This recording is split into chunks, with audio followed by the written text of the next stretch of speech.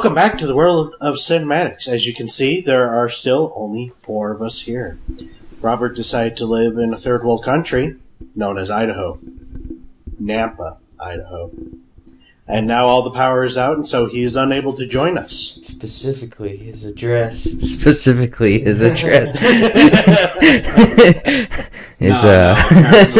half Nampa is Buckbeak out Lane. of power right now, so we're going to have to do without him in the meantime, somehow. I don't know how we'll manage.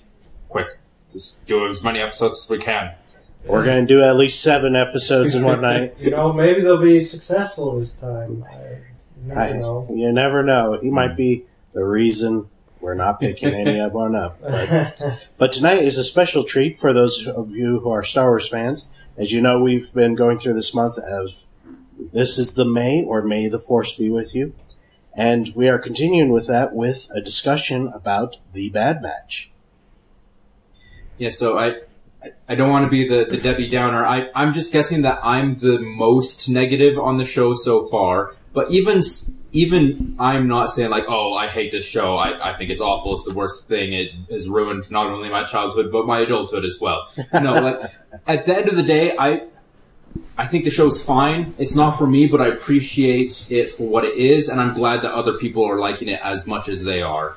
There's a lot of little things that bug me. Not like, you know, oh, like the blaster sound effect is wrong, or this little thing doesn't hold up, but it just more conceptual things, like things that they're trying to do, but I feel aren't working as well as they would hope they are. Like the idea of we're watching the transition from the Republic to the Empire, specifically on the military and law enforcement side. I think that's an interesting idea, but showing that it's, you know, they flip a switch and now all of a sudden these people are evil, you know, the clones.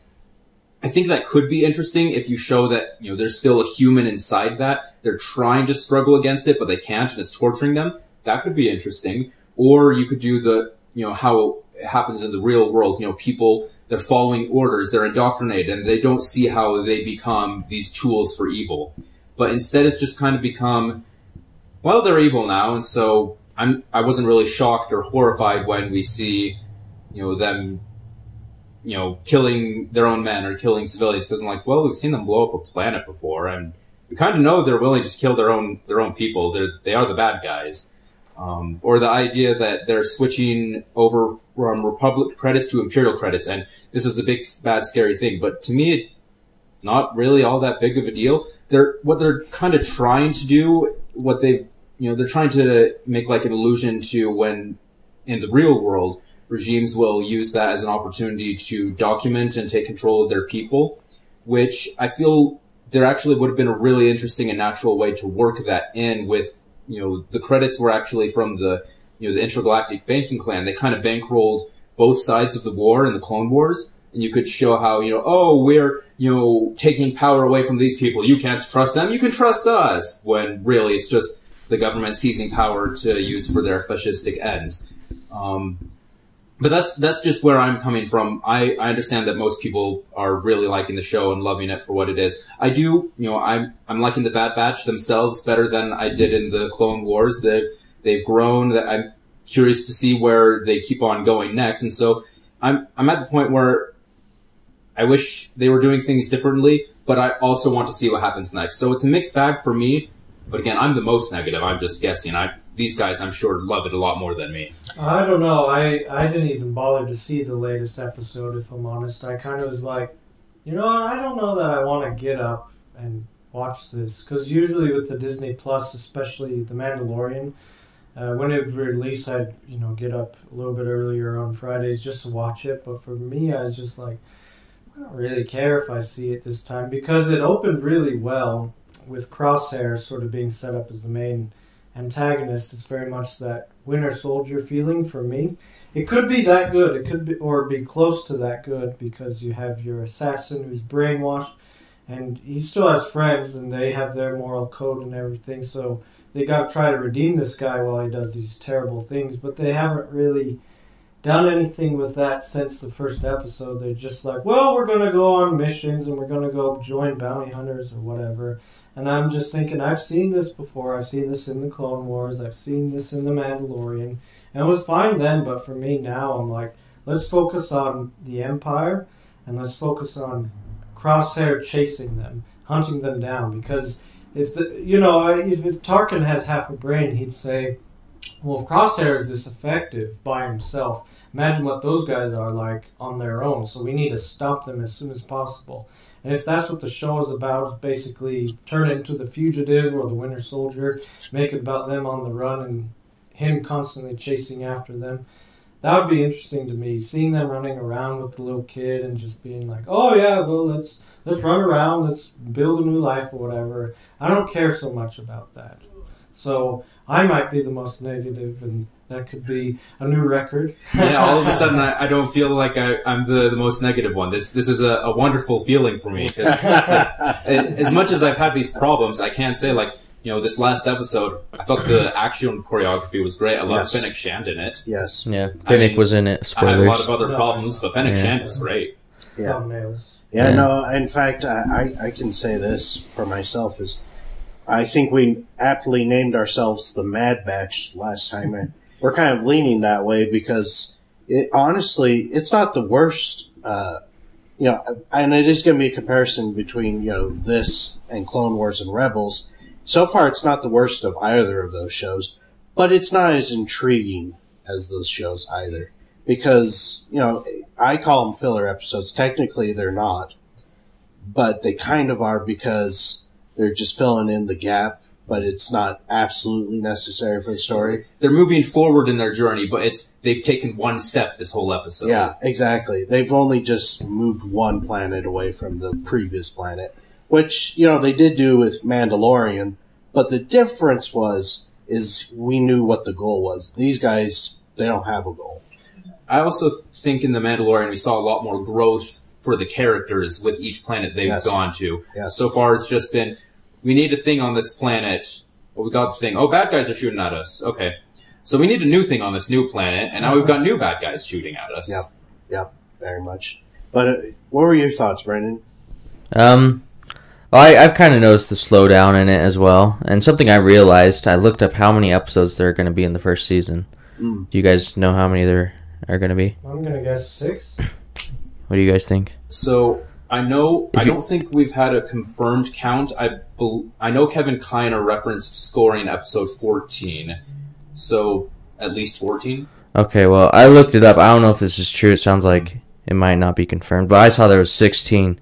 So, at least there's 14. Right. And that's the part of me is like, oh, that's why there's a bunch of slow episodes, Yeah. Right. And, and I'm not in love with this last episode either. Just because I didn't think Fennec was that cool in The Mandalorian. That's fair. I'm not sure she could take on all those guys the way she did. But, at the same time, she's a bounty hunter. She's trained to fight people. They mostly fight droids and crap. But And the tricky part with that is the actress is like, 60?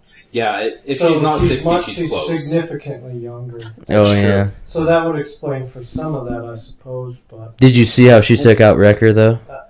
no, Aaron briefly talked about it. Yeah, it's kind of cool. She kind of uses his momentum against him and just slams him into a wall. Yeah. She fought smart instead of hard. I'm thankful that at no point does she take on all of the Bad Batch and win. She fights against Wrecker and is losing until she thinks of a clever, dirty thing to kind of beat him and get away. Yeah. Kind of the same thing with Wrecker, and she only fights those two in the episode. Yeah, just Hunter and Hunter, yeah. And in both fights, she's losing at first, but then she thinks of a dirty trick to pull. Yeah. I just think it's way too early to say whether this series is going to be good or not. If we look at Rebels or if we look at Clone Wars, there are a boatload of episodes that are bad or boring. Especially in their first seasons. Especially in their first seasons. And this, for its first season, you might argue it's better than Rebels and Clone Wars. You could. Their first argue seasons. that. So far. Right. Yeah. My thing is I've had the experience with Rebels and Clone Wars and the other Disney Plus shows where they kind of pull... And the problem with the Marvel shows is they pull you in and then the end's a dud. Yeah. So far. Yeah.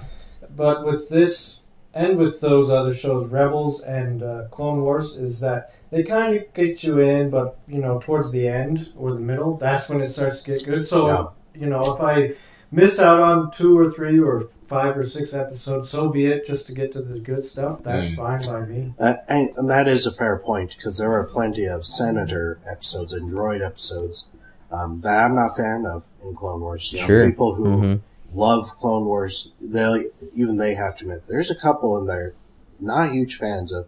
And even Rebels, there's a few episodes. Yeah, not the like, biggest we fan. need to find a new base. Oh, look, wacky hijinks. Yeah. Okay, then I'll stay on Lothal. Or, hey, Lothal. what if we try and steal supplies again? Yeah. Well, I mean, that's kind of what you do, so okay. Their default story was dress as stormtroopers and go to Lothal or something. Right. Dress as stormtroopers, go to Lothal and Hijinks ensue. Yeah, and then go talk to some wolves for some reason, because Dave Filoni likes wolves. Yeah. Yeah, I thought the Lothals were cool, but then, man, we saw a lot of them. Yes, like, yes. Yeah, they weren't that cool. I hope we don't see a whole lot. Not as cool as he thought they are. Yeah. No, and if you're going to want them to be cool, Dave, you have to show a little bit of gore under the fangs. You know, that'd be interesting. Yeah. If he does that in Mandalorian. Not that cool. Or maybe he'll do that. Teleporting wolves that may or may not be Jedi that died a while ago, and they can talk, but only sometimes to certain people. Stefan loves that idea. That is... I mean, yeah, it was cool when all of a sudden, oh my gosh, it's talking and it's saying doom. What is it? Oh, it's a name? Oh, okay. One of them to come out of the fridge and just be like, yeah. Yes, ooh. Ghostbusters. When something strange with your lost wolf ghoul, who you gonna call? No, you call the Bendu. I was gonna say call the Force Ghostbusters. Yeah. Oh, there you go. Yeah. I wonder if Mandalorian or Bad Batch will ever get as far into Clone Wars and Rebels did with Force stuff, like the Bendu or the father, son, and the daughter. Yeah. Or the Lothal wolves. Further lore, yeah. I wonder if they'll get... I don't think the Mandalorian will. Maybe Ahsoka will. I don't think Bad Batch will. If you had asked me last year if Mandalorian could, I would have said maybe, because, you know, oh, we've got Mando, he's got Baby Yoda, he's going to search for Jedi. But then that storyline kind of ended at the end of last season. So moving forward, I don't know if they're going to touch on the Force at all. Yeah, I think they're going more into the direction of Mandalorian. Who's got the saber. Yeah, it's the political and warfare side, not much of the mystical side of Star Wars. Yeah. Which is fine by me, you know. Yeah. Goodbye, Baby Yoda. Goodbye to the merchandise and the cuteness, but we've been waiting to see Mandalore on the big screen and that sort of thing. Yeah. And Baby Yoda doesn't need to be part of that. I mean, he can. That'd be cool if Luke helped him in their battles. His own Mandalorian helmet, and, you know, be running around with a little jetpack and stuff. He is part of their. Their clan. He is, yeah. Where this is? It's a clan of two. Why this is? What would be cool is if they had another battle of Mandalore, but with Luke Skywalker helping them. That'd be pretty cool. That would look cool, for sure. It'd look cool. Maybe it wouldn't make sense, but Yeah. maybe it would. I was going to say, if it helps restore peace to the galaxy, you know, I could see him being part of that, but Hopefully, he, kills Bo-Katan. Or they're just like, hey guys, we're here to visit. And then they're like fighting, oh crap, we should do something. yeah. And Baby Yoda just starts pushing into it. He's a very good teacher. Came here for a play date. He watches me while I sleep.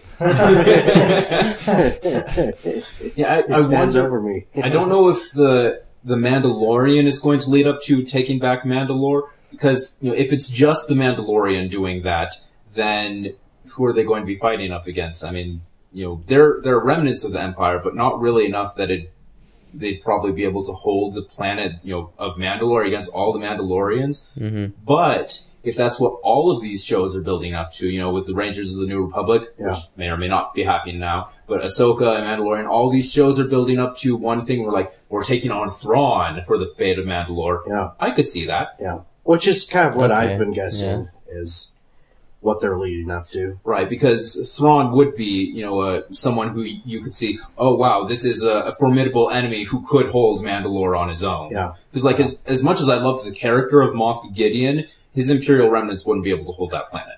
No, and, you know, we assume Moff Gideon is just, you know, leader of just this one insurgents. But, you know, we could find out maybe he's just another branch of the Thrawn. Yeah. You know, and he's slowly rebuilding all these insurgents together to, you know, take back the Empire, or whatever the story may be. Sure. You know, it's still open for interpretation. The Empire needs Thrawn, though, because Moff Gideon, I don't think, is very good strategically on the battlefield. from what we've seen. From Thrawn is supposed to be the best. Right. Of the Thrawn best. is supposed to be the best. You know, that's what exactly what the Empire needs right now. If Ezra's his pawn, Yeah. then that will, sway things. Like his dog. In their favor. I'm kind of That'd be looking cool. forward to what they do with Thrawn. It's looking like they're kind of going to do what they did with him in the original Heir to the Empire novels, which is kind of what they did with Khan in the original Star Trek II, The Wrath of Khan, where he's super smart and dangerous and all that stuff, but you're going to see how dangerous and impressive he is when he's using an inferior ship or an inferior force against all these people. So if it's Thrawn going up against the New Republic, well, we think, oh, the New Republic, they're not that great. But if Thrawn only has like 2 Star Destroyers against an entire armada, how does he do that? But because he's that smart, he is able to make that threatening. It's like Khan has a small, crappy ship, but he's able to take on the Enterprise and maintain himself as a threat because of his plans. Yes. And to kind of segue this back, sorry, we really jumped to the gun there. It's because they all connect. We could potentially see a young Thrawn in Bad Batch. That's what I've been wondering. We do know that he was around in the time of the Republic. He and Anakin went to do a little mission on Batuu. But this could be an interesting way to show him kind of, dealing with the transition of the Empire. He doesn't really care about the Republic or the Empire. He just thinks that, he knows there's a threat in unknown space that the Chiss are worrying about. So he's like, hey, we help out these guys. They could be a good ally to help us. So he's willing to do just about anything. Kill civilians, do whatever, just as long as he gets help for his people. Right. And, with this idea that they're throwing in Bad Batch where you get civilians or volunteers, he could be part of the reason why the turning point is, instead of just on clones, to the civilians, because, with his strategic ability, it's like, well, yeah, we should have more guys like this in our army. And that outweighs even just our troopers' significance. Because you can have bad troopers, but if you have a guy who can give them a really good plan, it doesn't matter if they're sharpshooters or whatever the case may be. And that kind of does fit with Thrawn's MO, because towards the latter end of his work with the Empire, Tarkin was saying, oh, we got this big old space station, we can blow up planets, this is going to be the greatest thing, and Thrawn was saying, no, that's way too expensive and not really all that useful. What if, instead of investing money in that, we invest money in developing really, really good starfighters, so that, if we lose a single starfighter, not the end of the world. We lose a space station, oh crap, what do we do? And so he would be somebody that would be pushing the Emperor, okay, here's how we need to transition to better troops that work better for our populace and also enforcing our message, but they still get the job done. Yeah. And they don't have to be the best of the best. No. Yeah, Thrawn is smarter. That'll be good. Yeah, I think more pragmatic. They could also put Ahsoka and Thrawn in, just to kind of build up and... Yeah. Because the whole Mandalorian thing, Ahsoka's like, where's Grand Admiral Thrawn or whatever. If they put those two kind of in the Bad Batch and kind of give a newer audience to Star Wars, to this part of Star Wars. Right. A little bit more backstory behind Ahsoka and Thrawn, maybe their relationship. They could do that in the Bad Batch. Yeah. I mean, there's freaking at least 14 episodes. So I think there's plenty of room for side quests and crap. Well, we have seen Rex in the trailers. For those who didn't know, spoilers. Rex is probably going to be in this season, so it's not too hard to believe that Ahsoka would be somewhere nearby. So, I hope we see Rex get Gregor back. Yes, and as well as Wolf. Yeah, get him and his wolf, the real wolf pack, not those Lothal wolves.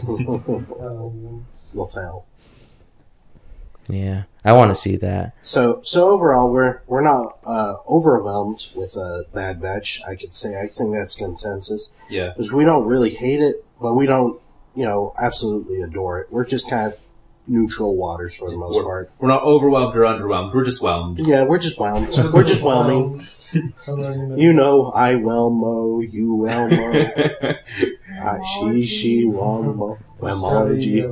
I do agree with Jed a little bit on the how the clones, they're not really showing them having any humanity now. The regs all seem like mindless idiots that are doing whatever they're told, which I guess is what they're supposed to be doing, but it'd be nice to see at least one or two of them just be like, wait, we just became an empire? You know? Right, because like I'm not opposed to the idea in practice of, you know, oh, you just flip the switch and they're bad guys now, because that's kind of how it was before the Clone Wars series came out.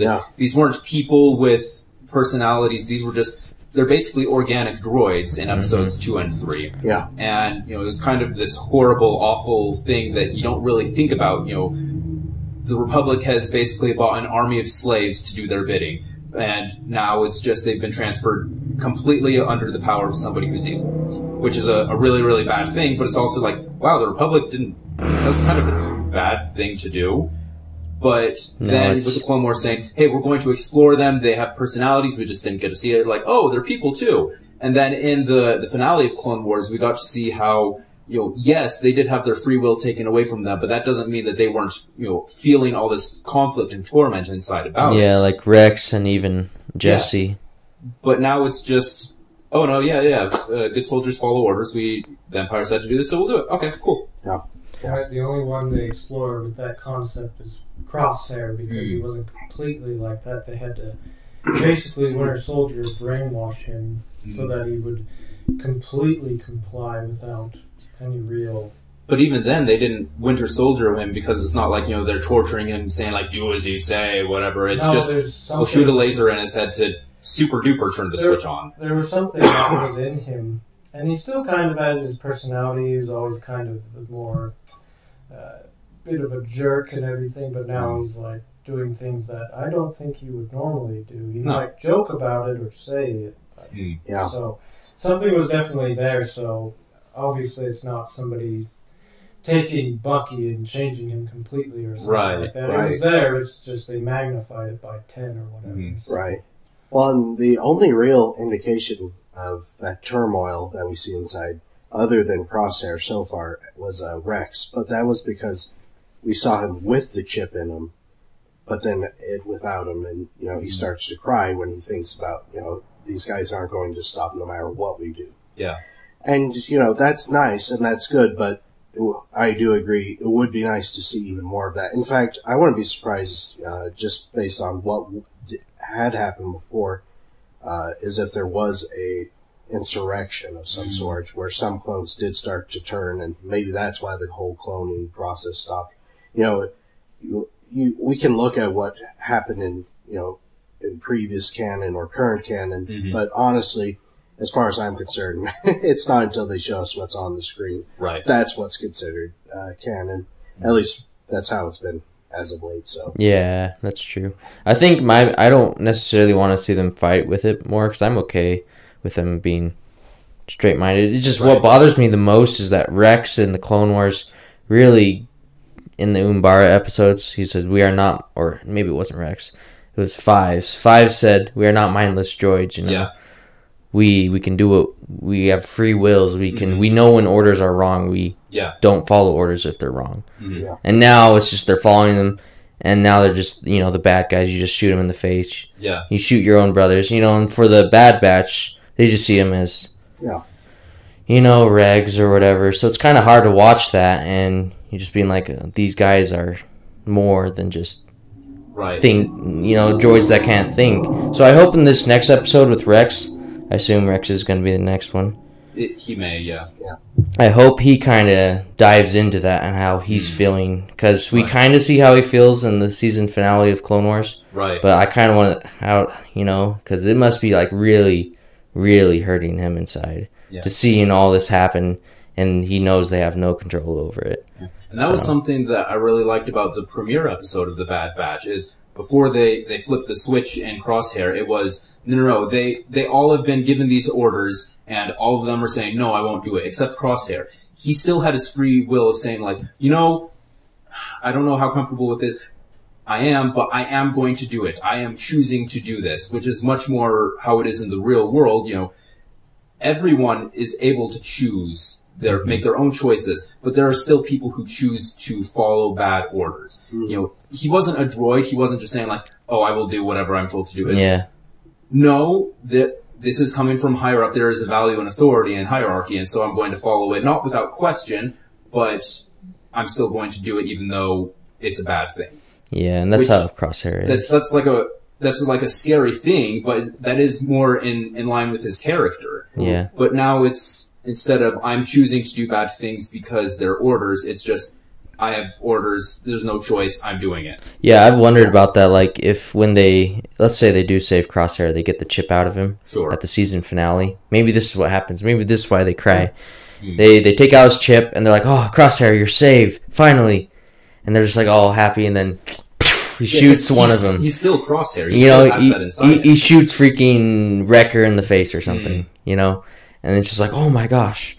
And he hasn't changed. It's like it's drilled into him. That would be an interesting way of showing it, showing that, you know, at the end of the day, the chip didn't matter in his case. In his case, yeah. Yeah. Because it's just, that's who he is. Yeah. No, that would be a good twist. You spoiled it for us. Thanks. Thanks, man. I thought about that the other day. I told Grace about that. We'll see. You know, lots of these Disney shows, whether they're Star Wars or MCU, we've found, like, you know, that would actually be a really interesting, thought-provoking, challenging, clever thing to do at the end. And then they don't. Then they don't do it. Oh. It's like, let's have Wanda answer for her actions. No? Okay. No. Let's actually show people being opposed to Sam being Captain America. No. Nope. Doesn't happen. Why not? That'd be interesting. Or like, whatever. You know, with Sam just saying, it's complicated. It's not that complicated. Oh, you're right. You're right. We'll fix it now. Dang it. If only we had someone to tell us to do the right thing earlier. We would have just done it. Yes, as you can see, we're still bitter about those two solutions.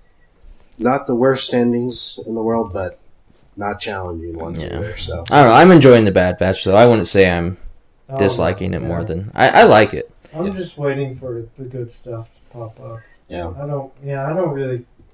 Sounds terrible, but I don't really care what happens to him in between because I'm 95% sure they'll be fine. Yeah. Fine, so. Right. I doubt that, like, in the next episode we're going to see Tech bite it or something. Yeah, Tech's going, or... Has anyone else noticed Tech is making all the calls, you know? Yeah. He's kind of in charge. Is it wrong for him to be making all the calls? He's smart, and he knows what's going on with the ship and stuff, so...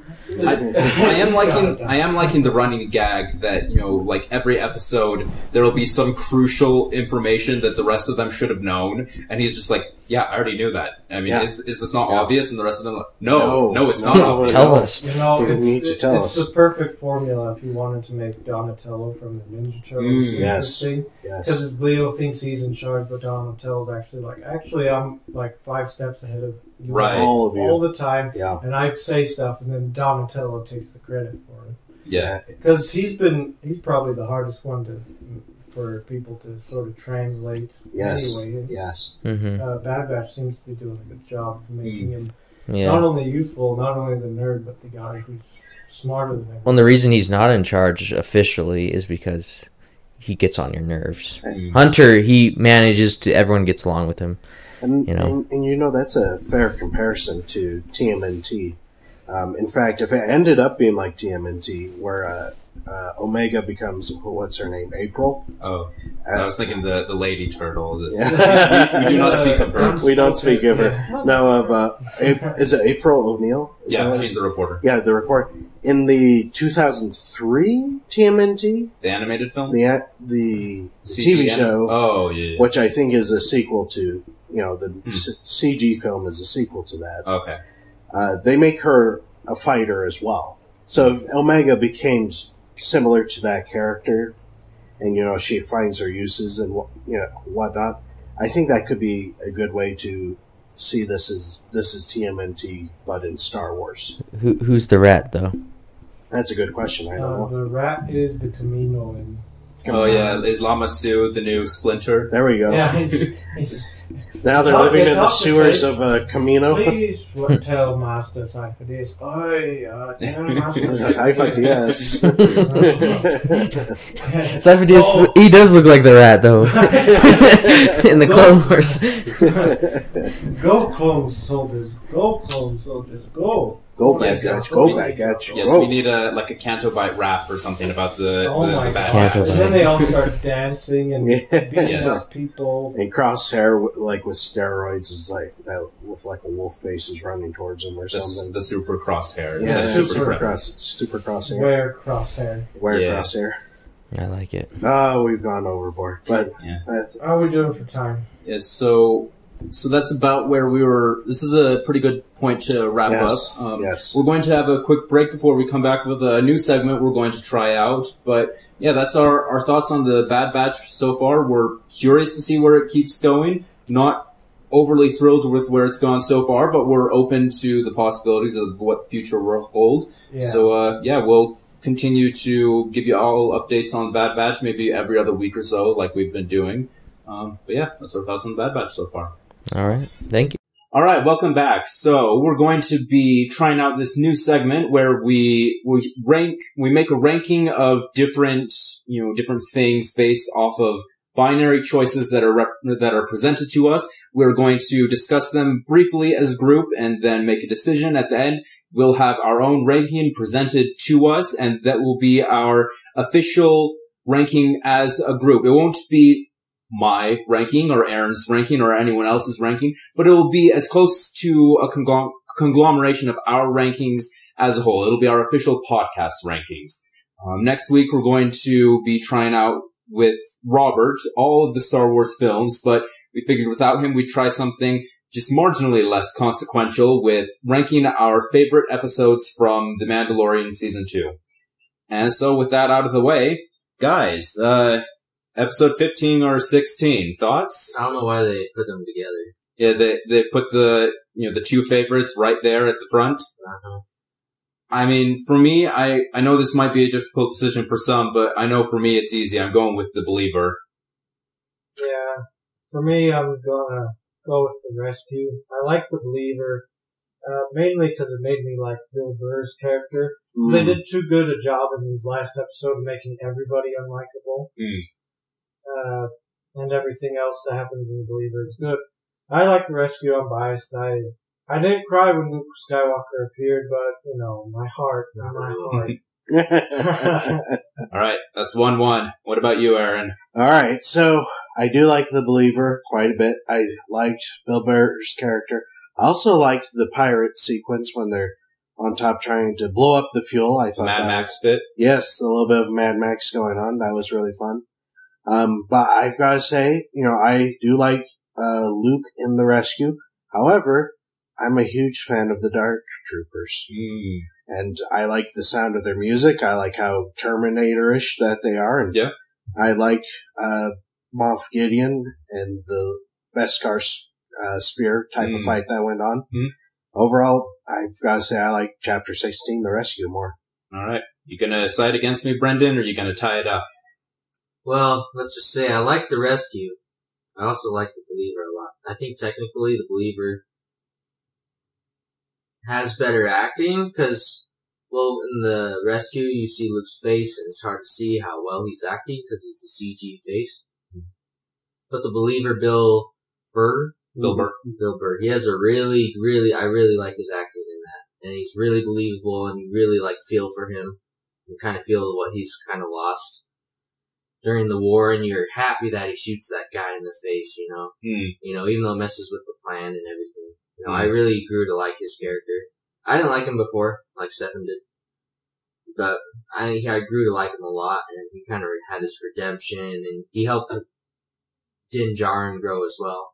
And so, all around, I think technically that might have done more for the story than for character development, and it's the whole reason Mando's okay with taking off his helmet. He kind of realizes the rules don't matter to him as much as he thought they did. But I really like the prequels. I really like lightsabers cutting through droids and stuff. So, that's the biggest reason I have to say The Rescue is better. All right, I've been outvoted. There you go. For choosing The Rescue. All right. The Jedi or the Tragedy?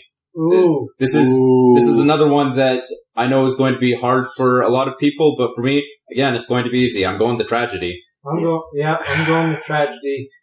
When I came out from watching the Tragedy, I ran into Aaron on my way to work and I said, "This might be my favorite episode of this season so far."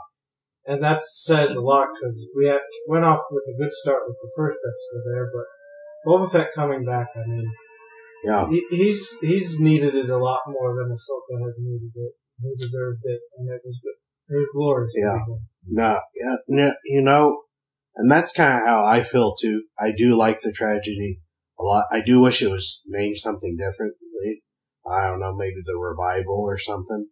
But other than the title, I really like the episode. I like them both, but yeah, I'd have to go with the tragedy, just because long before there was, you know, Captain Phasma or General Grievous or Darth Maul, the sidekick to the sidekick, you know, if you consider Darth Vader the sidekick to Emperor Palpatine, was Boba Fett. And that's what Mando is based off of. He's based after this, you know, character, and I would read his books and things. So I agree.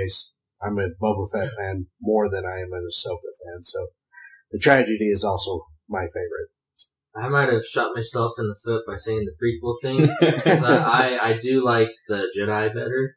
That's not because of the lightsaber cutting through the droids and crap. There's no she only cuts through like 2 droids. Right, there's 2 droids, you know. It mostly just kills people. It's because the tragedy, I feel like how it's structured, it didn't deliver on Baby Yoda being captured. Like, I remember watching it the first time and being like, I don't care. Baby Yoda just got captured. I was like, I don't know why I don't care. I don't care. It just like, it didn't affect me. You know, I love Baby Yoda. Right. I was like, I don't know why the way this episode is structured, it just kind of felt like, Boba Fett's here, awesome, great.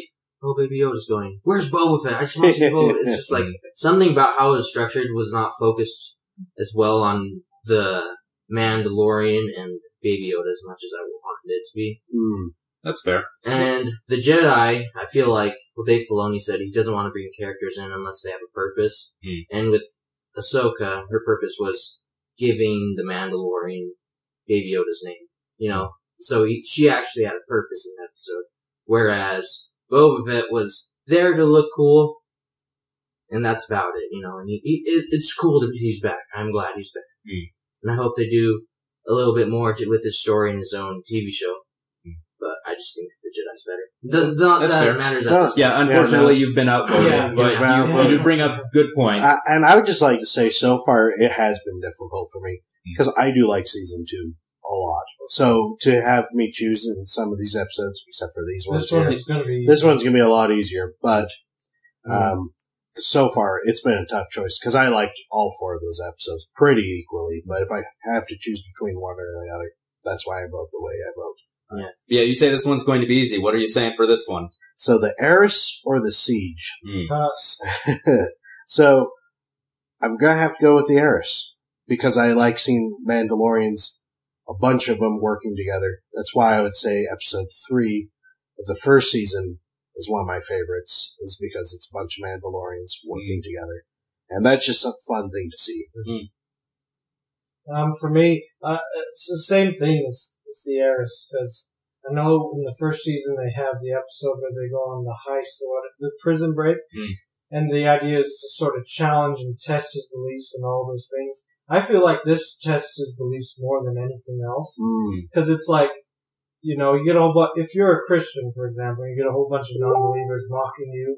If you have enough of a belief, it's like, that doesn't even matter. But if you get other Christians, like if you're a Catholic and then these Protestants are taking their helmets off or whatever, that really challenges you. It's like, am I sure I've got the right church or whatever? Yeah. And so for him, this is where he really starts to, the wheels begin turning in his head, and he starts to think, you know, am I following the way? And he stubbornly follows the way. But this, I think, eventually leads to that point in the believer where he does take off the helmet. I think it's a better episode, a better action, and if we watch anything with Cara Dune nowadays, it's kind of a bittersweet thing. So. Yeah. And that episode wasn't that great. The Heiress is better. Yeah, I like the Heiress better. The Siege was a fun 80s adventure throwback, but the Heiress did have more substance to it. Yeah. No, it's a great first time for what's his name directing? Carl Weathers, yes. Very good job. Yeah. But yeah, seems we're pretty united on the Heiress. All right, the Marshal or the Passenger? I'm guessing this is going to be another clean sweep. Are we all voting for the Marshal? Yeah. I was thinking of that. I love Frog Lady. How dare you diss the wonderful, wonderful hair of Cobb Vanth? Right. How dare you diss the importance of those eggs, which that monster Baby Yoda is eating. Yeah, he's eating those unfertilized eggs. Justice for the unfertilized eggs. No, it's the Marshal. That episode's awesome. You got a crate dragon in it. I mean, come on. Yeah. Marshall it's hard to put that against the first episode, which is the opening, and the opening was great. Yeah. And versus the second episode, which was not very good. Yeah. So Marshall. Yeah. Alright, let's go with Marshall. Alright, the Jedi or the Believer? I think I'm gonna get outvoted on this one, but I'm going with the Believer. Now, tell me why I'm wrong. I'm gonna get outvoted, aren't I? I actually am gonna go with the Believer on this one. Oh, look at that. You might get a tie here. Because I like Ahsoka, but I really think she should have died. And I think Jed and I are on the same page with that. Mm. So, yeah, I'm going with the Believer, because as nice as Ahsoka is, she's... Yeah, I like the Believer better. Mm. It has more substance. And that's easy for me to say now after I chose the one with technically less substance over the Believer. But, I have my reasons. You had reasons. Yes. You're as human as any of us, though. Right. Yeah. And I'm going to go with Yeah. So for myself, I am going to vote the other way. Spoilers. But the reason why I would choose the Jedi is because I was way more excited. And Brendan can tell you about it. I was like, oh, she did this just like how she does it in the cartoon, in Clone Wars. Oh, her Anakin showing like she does this one particular look that if you watch Anakin in the Clone Wars. So I just really appreciated the attention to detail to make this cartoon character, become as real as you can in film, and had a great sense of continuity to it. Yeah, it really did, and I think the actress was great. I loved finally having it confirmed, because I think that's the episode's confirmed. Lightsabers can't go through Beskar. Mm. So that was another nice touch, and I actually really like the music of this one with Ahsoka's theme, but also just kind of that meditation when she's talking to Mando, explaining about Grogu, his name, kind of the history of where he came from. And then, I thought once again Beskar spear versus lightsabers. I thought that was a lot of fun. So based on the excitement between the two, the Jedi's the one I'd have to choose. Sounds like Ben's going to be the... Yeah, is he going to tie us up, or is he going to make Aaron feel the wrath of being outvoted? Yes. Well, once again, the Believer might do a little bit more, but just a little bit. I think the Jedi's better, because it has Ahsoka, and I get the whole Ahsoka should have died thing. Like, part of me recently has thought Ahsoka should have died when George Lucas said she should have died, which was during Order 66. Mm. So, she shouldn't have died with Darth Vader. She shouldn't have died, sometime during The Mandalorian. I mean, technically she should have died. Been shot down as a teenager. Yeah, Captain Rex should have shot her, in the face. And, that would have been a ballsy way to end the Clone Wars. Yes, it would. But that's not what's happened, and from what we've seen with Dave Filoni, I can trust his ability to make her living still. Maybe it is just his, little fan thing, little fan character he just wants to hold on to. But, I feel like I can trust him enough to know that he has a story plan for her. So I'm okay with her being alive. I think the Jedi is better because a lot of what Aaron said. And I like Ahsoka. Okay, it looks like we're going to have to go for our tiebreaker. Friend. Yes. Grace! Yes. Fortunately, we have Brendan's lovely wife here who has volunteered to be our tiebreaker whenever the need arises. And do we want to... No. Alright, so She's Grace is going to be a voice. disembodied voice. So, Grace, the Jedi or the Believer? I'm just gonna have to go with the Believer. I honestly enjoyed that. I enjoyed watching that one a little bit more. Alright. Just getting to see the, almost redemption of Bill Burr's character. Yep. Not necessarily redemption, but just him getting to be free from his past and being able to live a life free from that. Okay. And Alright. The Believer it is. Now I know the feeling of being outvoted. All right, the believer or the tragedy. Oh my! This is rough for me. This is my favorite episode of the series against my second favorite episode of the series. But thankfully, I do know which one is my favorite, so I'm going with the believer. I'm gonna go with the tragedy. I'm gonna go with the tragedy as well. Like, yeah, it just made me so happy when I saw it. All right, Brendan. That's no pressure, Brendan. Once again, the believer is probably technically better. And it is better. It's well structured. And the tragedy, of course, like I said, I just didn't care when Baby Yoda was taken away. But, like, which one am I going to watch again and again? It's probably the tragedy. So that's what I'm going to go with. All right, my beloved believer has been voted off the island. All right, the tragedy or the rescue? Yeah, it's going through, okay. So it's doing a random order of 2 and 2, or 1 and 1. Okay. So yeah, I'm going with the tragedy. I know I'm going to get outvoted again. I know it. I'm ready for it. Right. Well, what do you have against the rescue? I mean, how long do you want me to go? Well, we've all talked a little bit. You can talk. I mean, I could. Okay, I'll delve into as quick as I can without trying to go in. I don't really like talking about stuff I don't like.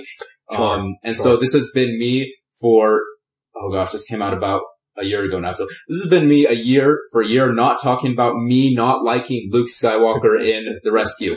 I hated it. I hated so much about it, but I like to talk about things I like and not talk about things that I don't like. But for me, it just felt like he just kind of popped up, through I wasn't excited in the action scene of him cutting through droids. It felt slow and weirdly choreographed to me. And then when he showed up, part of it is, the CGI face. You couldn't really see the acting so much. It kind of looked like a weird, doll just going like, "Hi, I'm Luke Skywalker." Yeah. But he also, we didn't see anything from Luke that, moved Luke's story forward. Not that we needed to, he's just kind of there to do his thing. But, I mean, he didn't do anything for the characters as well. There's Din has to say goodbye to Grogu and all that stuff. There's that emotion, but you would have gotten that emotion if it was just like a mailman saying, "Hi, I got a message. I'm here to pick up a Baby Yoda." And so, Luke didn't have any impact on himself. Luke didn't have any impact on anyone else other than Din had to say goodbye to Grogu. It just felt like, well, this is what the fans want, so we'll give them the, what they were craving for all this time. And I mean, a lot of people, that was what they were craving. And, I'm glad that they were happy about that. But for me, I'm just like, well, I mean, what was the point of it being Luke then? Cause like, I contrast it with Luke Skywalker's appearance in the campaign mode for Battlefront 2, where Luke doesn't really have any big change or any big part of his journey that we saw, but it was crucial that it was Luke for someone else's story. It was a huge impact. You saw how that changed his character and everything about him. It shook everything he held dear. That's true. But here's just, "Hi, I'm Luke Skywalker. And I'm here to rescue you." Yeah, and it's just like, okay, that's fine. I'm glad everyone else enjoyed it, but for me, it felt like, fan service at its most hollow. Gotcha. No, and that's not the first time I've heard those, kind of similar complaints, or maybe not complaints, but critiques. Yeah. Because for me, this is my point of view of it, just a little brief, because I am going to vote the rescue, because one, the Dark Troopers actually do something other than pick up the baby. So that's a big thing for me. But also, I would disagree. I do think it makes a huge difference to Din, because one, it reestablishes the hierarchy of warriors. These Mandalorians are awesome and cool.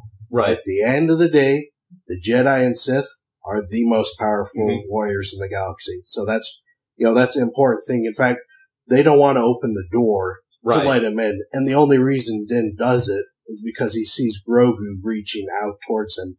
And he's recognizing through his experience with Ahsoka that this is the person that Grogu needs to be with. And after seeing him destroy these basically invincible enemies, as close as you can get in Star Wars, and he's able to beat these guys like it's nothing. Well, who is he going to trust this baby with? Is he going to trust that he's going to keep it safe, or is he going to trust this guy that can cut through them like butter? Right.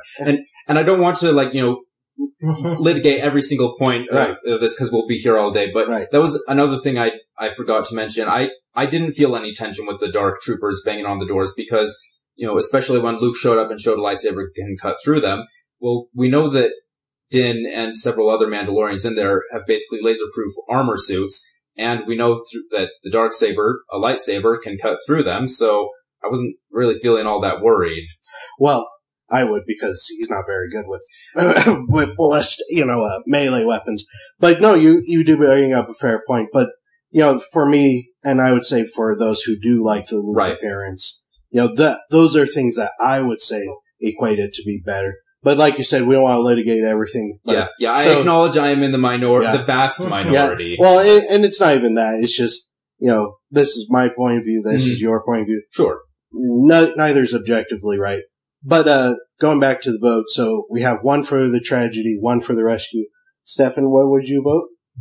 Let's go with Brendan first. Okay, go ahead, Brendan. I definitely felt more excited for Luke being there rather than Yoda Grogu being captured. So I gotta say, emotionally, I like the rescue better a lot. And I get that Luke, I've heard it, he's an action figure in that last episode. He's just like a kid, playing with his action figure and saying, oh, you know what?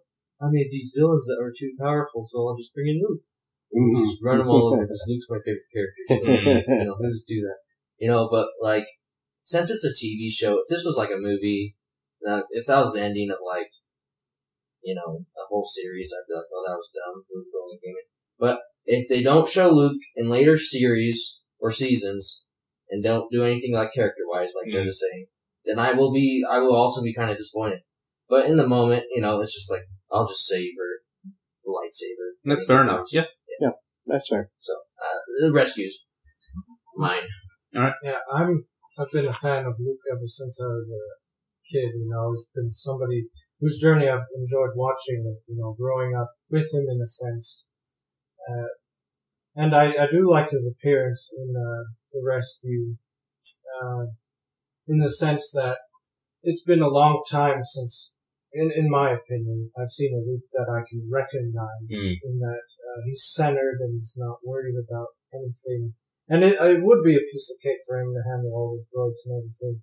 Having said that, I'm going with the tragedy. Oh, there you go. I'm glad I asked Brendan to go first because, to be honest, I enjoyed Luke's cameo in the end of the series, but, Boba Fett, I was like, oh my gosh, this guy has never...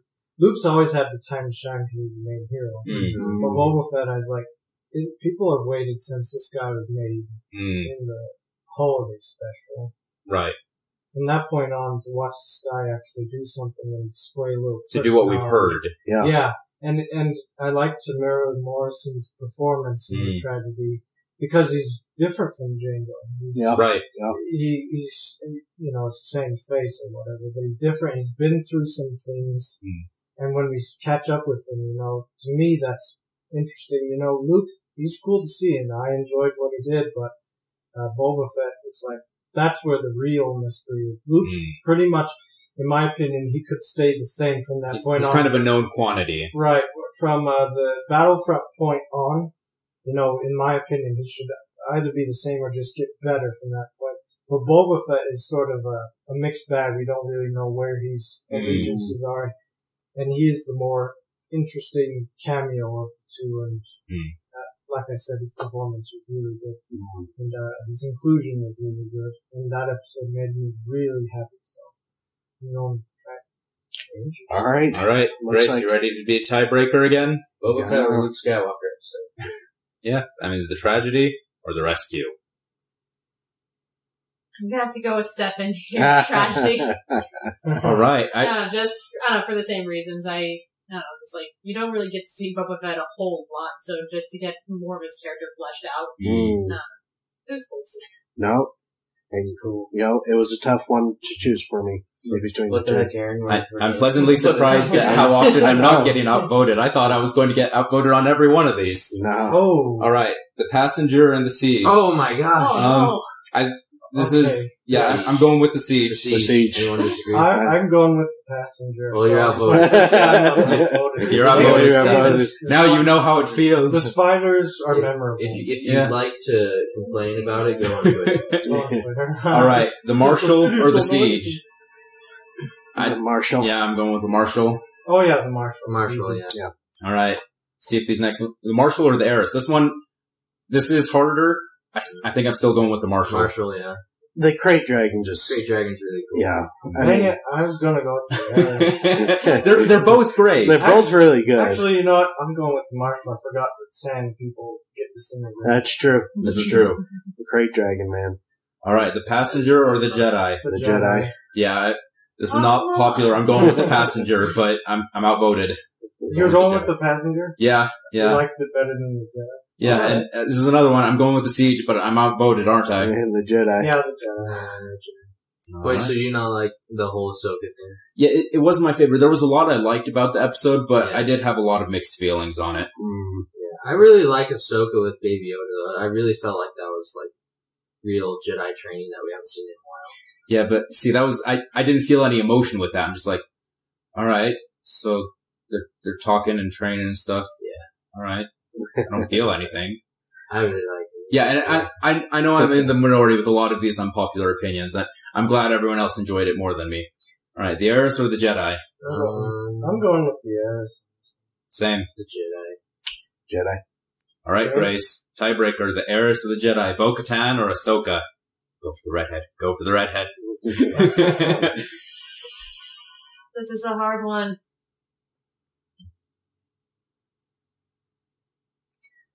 Anticipation. Don't do that. Come on, this is made up harder. I'm going to have to go with the Heiress. The Heiress, alright. Alright, the Believer or the Heiress? The Heiress. No, so Bill Burr or Bo-Katan. So we got one for the Heiress, for the Heiress. One for the Believer. The Believer.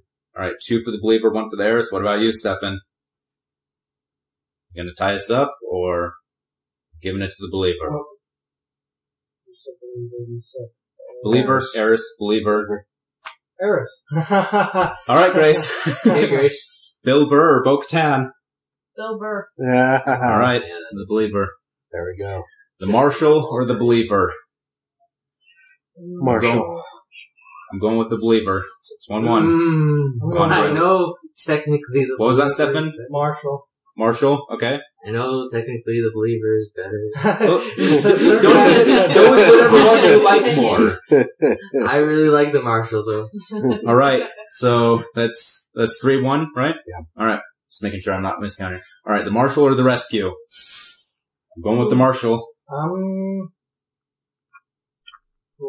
Actually, I might have to think about this. Yeah, actually. Because the first and last I got the bookends. I really liked the Marshal. Yeah. And I enjoyed the Rescue quite a bit as well. I'm gonna go with the Marshal, actually. Alright, 2 for the Marshal, and then 2 undecideds. I've never compared these two. Yeah. First and last. Right, I had never thought about this. It was pretty simple for me, but I had never thought about it. I mean,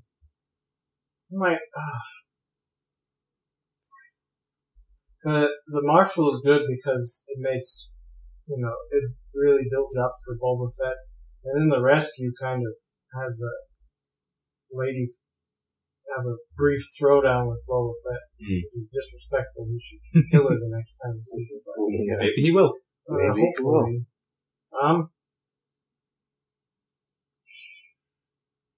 And the Marshal made you want more. I might go with the Marshal. The beginning of the Marshal is better than the beginning of the Rescue. Yeah. And its end is comparable. Right, yeah. Well, it's comparable to the end of the Rescue, but yeah, I'm going with the Marshal. I feel like that one's better. Alright. Well, either, Brendan, you're going to make it unanimous or you're going to get outvoted. So, we're going with the Marshal. Alright, the Marshal or the Tragedy? I think the Marshal is my third favorite episode of the season, but I'm going with the Tragedy. Tragedy. The Marshal. Not that it matters. Yeah, not that it matters. Alright, so this is This is our official list. It looks like our favorite episode is The Tragedy. We're all really big fans of Boba Fett. Yep. Then The Marshal, which is, Jon Favreau did a great job with that. The Rescue, with the big moment with Luke Skywalker, Din saying goodbye to baby Grogu. We got The Believer, where we have Bill Burr's big moment of, his Emmy moment. The Heiress, where we get to see Din team up with other Mandalorians. The Jedi, the introduction of Ahsoka Tano into live action. The Siege, Carl Weathers' 80s throwback. And The Passenger, the one with the spiders and frog lady. I'm actually okay with this list. And not just because of its order, because it's just season 2. And The Passenger is last. And The Passenger is last. Yeah, I'm okay with that. This looks different from how my list would look, but I think it's one I can get behind. I could get behind this, yeah. Yeah, it mostly works. Like I say, it's just season 2 in general, so I don't feel a loss because I would watch the whole season and be okay with it.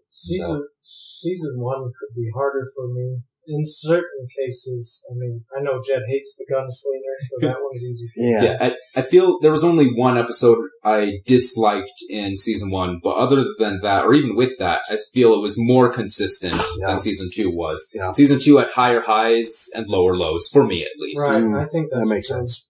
That's fair. Yeah. But the first one's consistent. I think it's funny because I really like The Marshal because it seems to be in the same consistency. And it has the whole Boba Fett thing, but I think Tragedy might be the worst offender of being like sidelining Din Djarin. Right. Yeah. Like, and I think it's funny. It's first place and second places. That's my opinion. Right. I do think it does have some structural issues, but for me, I do think even if you set aside how much I liked the action of it, there were a lot of beats in it that I liked for dramatic reasons. But yeah, it's not a perfect episode. Yeah. No, but that's not what we judge. Right. We judge which one we liked. Yes. Right. Yes. I'm surprised The Marshal was even second place. Yeah. I didn't think about that one. I automatically thought it'd be The Tragedy or The Jedi. I thought The Rescue was going to pull it out. Rescue. Yeah. I thought that was going to be one, if I'm honest with you. But I'm actually glad to see Tragedies above it. And not having thought about The Marshal, right. I'm also glad to see it's at 2. Because those both have to do with Boba Fett. Right. whether you're in one way or another. Yeah. And I think it's weird. We're all Boba Fett fans here, so. Yeah, I like that. All right. Well, that is our official ranking of The Mandalorian Season 2. Next week, we're going to be talking about why we love Star Wars in the first place, and we're going to rank all 11 theatrically released live-action Star Wars movies. Got to throw that in because of the Clone Wars movie. Yep. But yeah, I thought I was going to be able to guess where it was going to go next week, but after watching how this turned out, I'm not so sure. So, tune in next week, and because we have no idea what's going to happen. Yes. Be ready for the plot twists, because there were some tonight. There'll be a number next time. I didn't see coming either, so. Yeah. Yeah, that was pretty cool. All right. Well, tune in next time, and please remember to like, share, and subscribe. Yeah, we only survive because of what you're able to do, so share us with your friends. Tell us what your rankings would be for Mandalorian Season 2, and make predictions as to what you think we're going to say next week. Let us know how much you miss Robert, if at all. Yes, if you want him gone. Miss you, buddy. Say it gently. All right, but yeah, that's going to be us from the World of Cinematics signing off. Strawberries.